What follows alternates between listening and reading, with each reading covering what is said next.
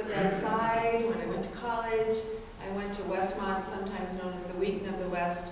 Purposely did not go to Biola because that's where the missionaries went. I was really not thinking about that anymore. I was telling the Lord, I'll be a really good Christian right down here. And so when I finished college, I went home and worked and lived with my folks, which was a wonderful thing now that I look back on it, because I didn't know I was going to go so far away. And one night in church, I met this missionary named Ray Davis. And when I got in the car with my folks, my dad says, well, he comes from a good family. I said, well, how do you know that? And it turned out that my dad and his dad had studied together at Fuller at the same time. And so this man starts borrowing books from my dad and bringing the books back and having for more books. And one night he shows me his slides of where he was a missionary in northern Kenya, in the desert, and just looking at the pictures, just, brought sweat. And I said, this is 38 years ago. People were half naked and beads up to here. And he finishes showing me these pictures, and he says, I'm a missionary, and no woman's going to change that. And I said, it's been nice knowing you. And he said, well, don't you think we could be friends? And I thought, oh, I don't know. So he gave me this little book by a Kenyan missionary, our first Kenyan missionary of our denomination, the Africa Inland Church, which was founded by the Africa Inland Mission.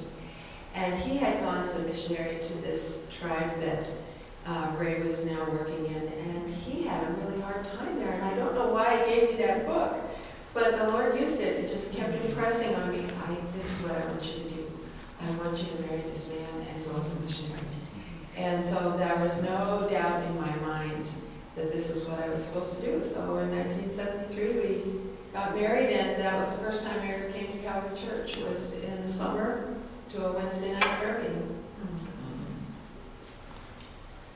We worked for the first 25 for Jill, 27 years for me, in two tribal areas. The first was the Turkana tribe in northwest Kenya.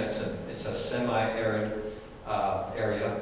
And then the next, we were there for about 10 years, and then the next place, which is just south of the Turkana people, is the Pokot tribe. And we were there for about 15, 16 years.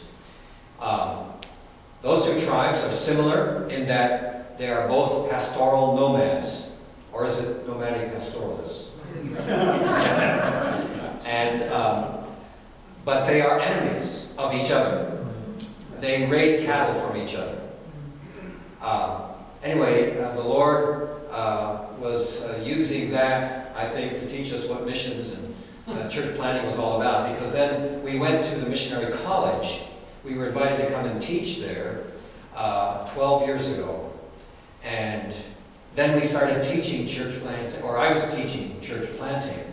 And I realized all those years in Pokot and in Turkana, I had no clue what I was doing church planting. And so when I started reading the books, I kind of got some clues. Anyway, we've been training African missionaries now for the last 12 years. And it's been a wonderful experience, a very fulfilling experience. We believe this ministry is very strategic because we believe the church in Kenya is in a very good position. Kenya, geographically, politically, economically, Kenya should be sending out thousands of missionaries. And that is our burden, that's our vision, to see the church in Kenya sending out missionaries. So our college is just a small college. It's called AIC Missionary College. Anyway, the video will tell you more about it. And it's training Africans. We train people who are already pastors. They've already had their Bible training. And now if they feel called to leave their home area and go to another tribe, then they come to us for training. We teach them how to learn a language and how to learn their culture and so on. So the video will tell more about that and tell us about the college. Some of you have seen the video, I think, and some of you probably already know quite a bit about all of this. but I hope it won't be too boring. We also have 2 kids, and we'll tell a bit more about them when we finish. So I think we're ready to go ahead. We were in here last week, and we couldn't turn out the lights, but I think you can still see the picture.